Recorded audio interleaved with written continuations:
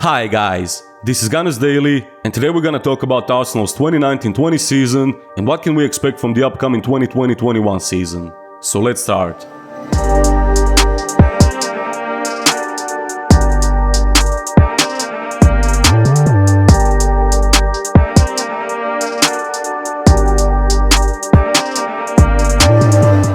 With Unai Emery being with the club in his second season, expectations were pretty high. Even though Arsenal lost 4-1 to Chelsea in that controversial final being played in Baku and once again missed out on the Champions League football, everyone expected the club to be a real contender for at least the top 4 finish this season. Also, with some new players who were brought in during the 2019 summer transfer window, Dani Ceballos, Nicolas, Pepe, Kieran, Tierney, David Luiz and etc., once again we jumped onto the hype train and started believing that this could arguably be our best season in a long time. Fans were happy, hype was unreal, transfer window went well, and expectations were big. What could possibly go wrong? Yeah, Unai Emery was sacked after 18 months in charge during November 2019 after a catastrophic start of the season. But I just wanna say, results and results only were bad in general. Pretty bad. But the way Arsenal played for those first few months during the start of the season was... oh my god. Most of these players were here for quite some time and they played under Arsene Wenger too. So it was really shocking to see those same players now not even being able to make simple 1-2 passes, let alone anything more.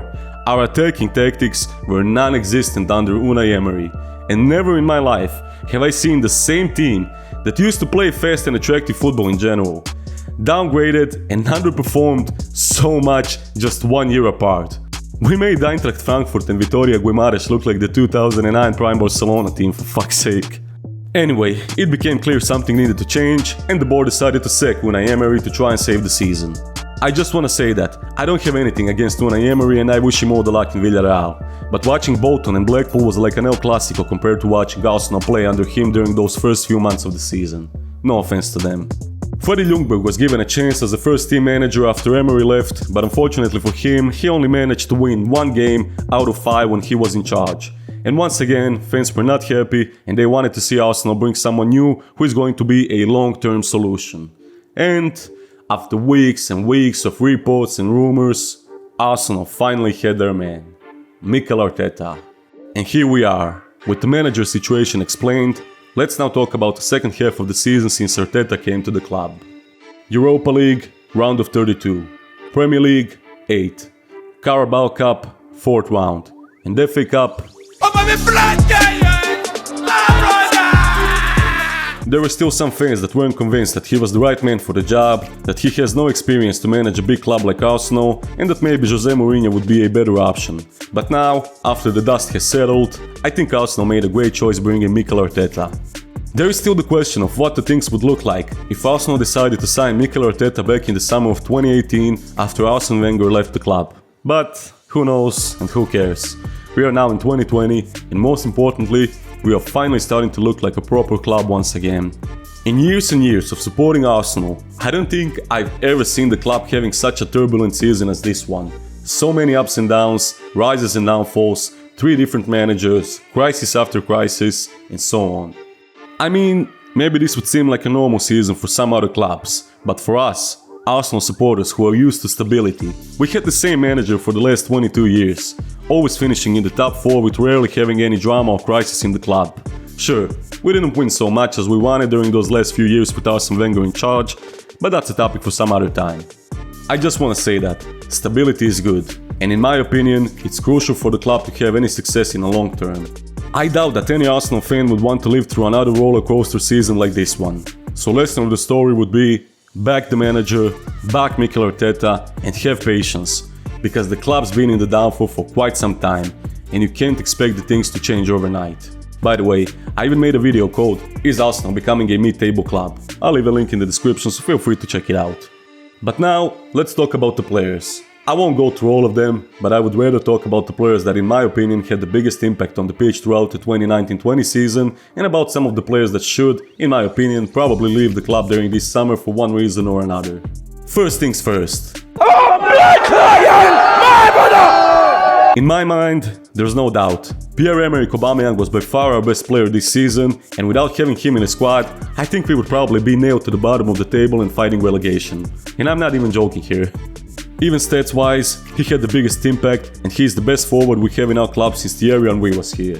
And that's telling you everything. I could go on about Auba and praise him as a player and person in general on and off the pitch for this whole video, but I think that by now, we all agree. Auba is by far the best player we have in our squad, and if we somehow lose him or let him leave, replacing this kind of a player would be impossible. So Arsenal, please don't fuck this up and give this man whatever he wants. Please. Next I want to talk about Bukayo Saka. With being only 18 years of age and just entering into the first team, the boy had an outstanding season. 4 goals and 11 assists. But what impresses me more than those stats is how mature and smart he's playing. Make no mistake, Bukayo Saka is probably going to be our main star in the future, and we are all excited to see even more from him under Mikel Arteta during the next season. Bernd Leno had an excellent season until that unfortunate injury against Brighton, but nevertheless, alongside Aubameyang and Saka, he was arguably our best player this season. Mopo, you are an absolute disgrace. You're a cheat. I hope Brighton get relegated. But speaking of goalkeepers, we need to talk about this guy, Emiliano Martinez. Oh boy. I think every one of us is happy and grateful that we had such an amazing goalkeeper sitting on our bench this whole time. Since Leno's injury, Martinez has been unreal for us. Great performance after performance, and if you're more interested into the whole story about Martinez from 2010 when he came to the club to this day, I made a whole separate video about him and his journey in these last 10 years. I'll leave a link in the description, so feel free to check it out. Another guy that we have to talk about is Kieran Tierney. In my opinion, arguably the best buy in the Premier League last summer. Unreal talent, full of character, and in my opinion, our future captain.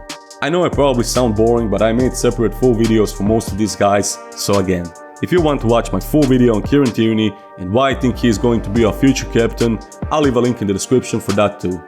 Nicolas Pepe. Once again, I made a season review video about Pepe, so if you're interested, feel free to check it out. But all in all, I think Pepe had a good season. It was a tough first year in England for him, different culture, different league, problems with language and communication in general. But as the season progressed, he became better and better with every game under Mikel Arteta. And in my opinion, I wouldn't be surprised to see Pepe being our best player in the upcoming 2020-21 season. So yeah, I really rate Pepe and I expect big things from him in the future. Some people seem to forget about him because he's been injured, but I must mention Gabriel Martinelli. Top class talent, and it's really a shame that he got injured and he will be off the pitch until the end of this year. But nevertheless, 19 years old, 26 appearances, 10 goals and 4 assists.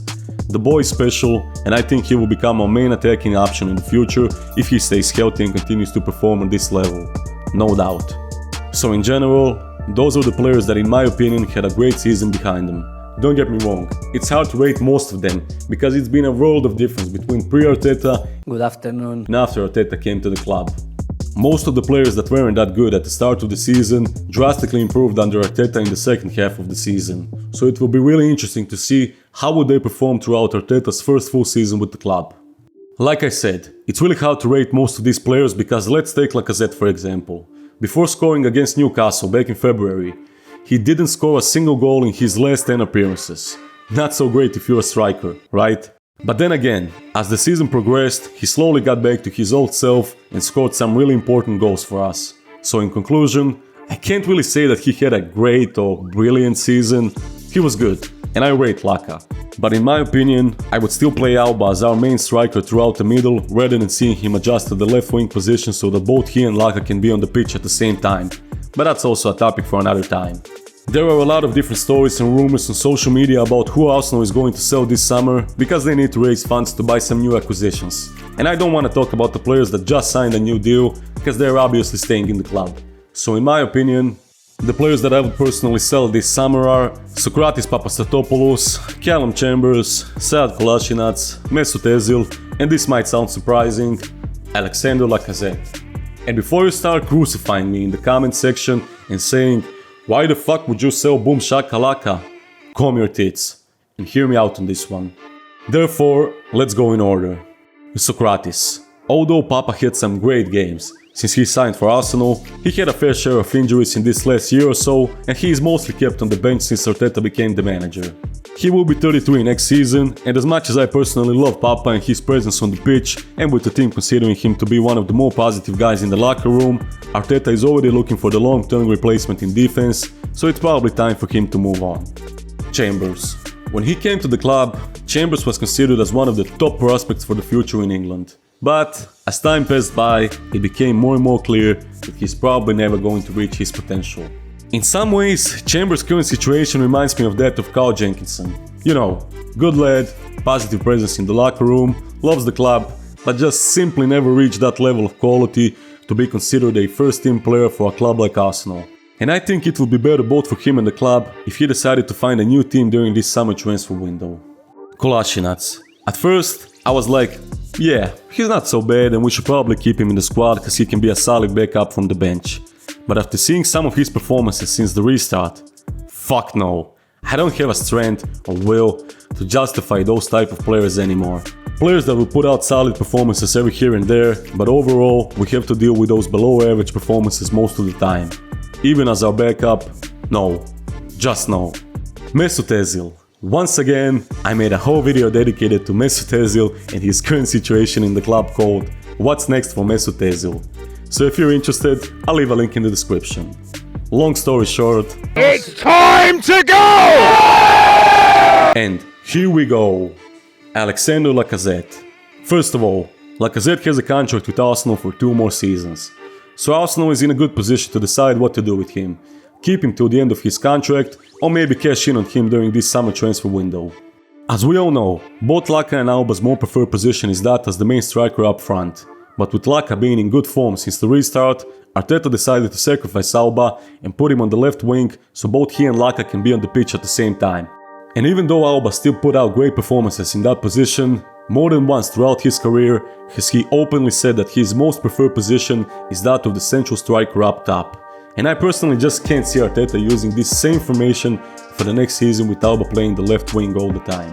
And as of this season, being dropped for Aubameyang in most matches is not Lacazette's only concern. With the youngsters Enquiries and Gabriel Martinelli getting better and better with every game, if we compare the time he spent on the pitch, this was Lacazette's worst season since the 2011-12 season. Now don't get me wrong, I personally rate Laca and I still consider him to be one of the best strikers there is in the Premier League, period. And for a striker of his quality to spend most of his time on the bench is really not an option. So in my opinion, there are 3 scenarios how this can go down. Number 1, Arsenal decides to sell Pierre-Emerick Aubameyang if he refuses to sign a new contract, and Alexander Lacazette again becomes the number 1 option in attack alongside Eddie Nketiah coming from the bench. Number 2, Arsenal decides to stick with Aubameyang and Lacazette for 1 more year. In a nutshell, everything stays the same as this season for 1 more year. And number 3, Arsenal decides to sell Lacazette to free up some budget and then gives Aubameyang a new and improved contract extension, with Eddie Nketiah being the second option in attack. If you ask me, I think the third option is the most realistic one. The club can make a good profit from his sale and spend some of that money on some new players. But then again, let's wait and see, because with Arsenal you never know. Bellerin, Holding, Mustafi, Luis, Torreira, Willock, Xhaka, Maitland-Niles, Nelson, Nketiah and others who played more regularly throughout the season were mostly okay.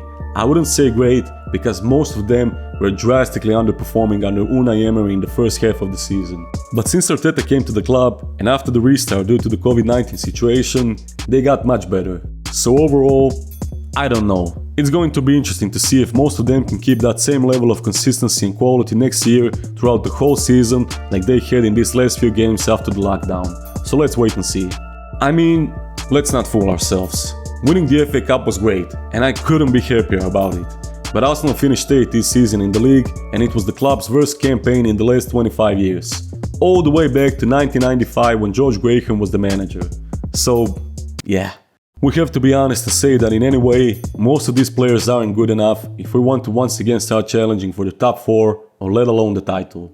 Simply said, the club need to spend during this summer transfer window, especially now when most of our competitors are already buying some top quality players. In my opinion, it's going to be harder than ever to grab that top 4 finish next season, especially if we don't bring any game-changing players.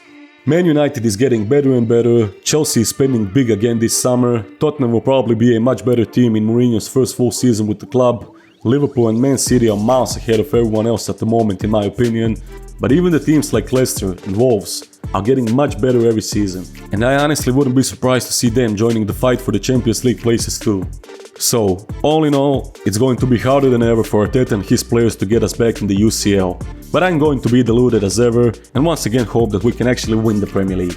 But on a real note, I think most of us would be happy if we snatch that top 4 finish and show some consistency throughout the season that shows that we are slowly but surely getting back to our old ways.